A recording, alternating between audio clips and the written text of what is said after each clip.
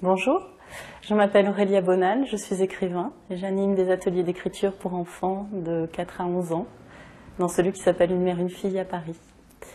Maintenant, je vais vous expliquer comment on peut rendre plus convivial et moins solitaire le plaisir de la lecture. Si vous avez des enfants, donnez-leur l'habitude de prêter leurs livres et d'en emprunter à leurs amis.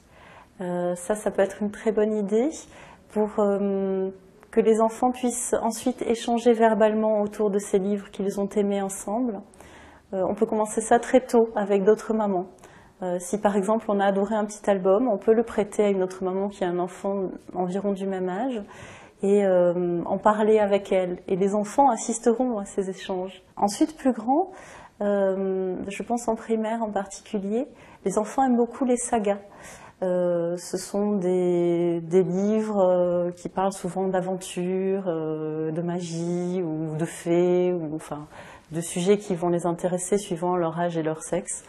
Et évidemment, on ne peut pas acheter les 20 livres de la série, et d'ailleurs ça n'aurait aucun sens. En revanche, on peut prêter ce que l'on a et les échanger avec ceux que l'on n'a pas, ou les prêter. Et tout de suite, la lecture devient beaucoup plus concrète et vivante, et on sort de ce plaisir solitaire que l'on a quand même, ce grand plaisir de lire tranquillement dans son coin. Une fois que l'on a testé des livres avec ses enfants, à force de les lire et de les relire, il y en a qui ne vont pas du tout être aimés et qu'on va reléguer au fond de la bibliothèque ou même donner. Et certains, par contre, vont être adorés. Et ces livres qui sont adorés par nos propres enfants, en général, peuvent obtenir le même succès auprès d'autres enfants. Donc ça fait des cadeaux de Noël et d'anniversaire absolument géniaux à offrir.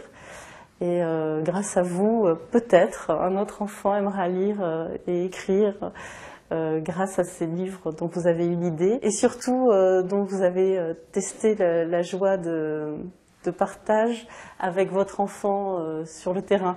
Voilà, donc c'est quand même assez simple en réalité de rendre le livre quotidien et de le partager avec ses amis et ses enfants.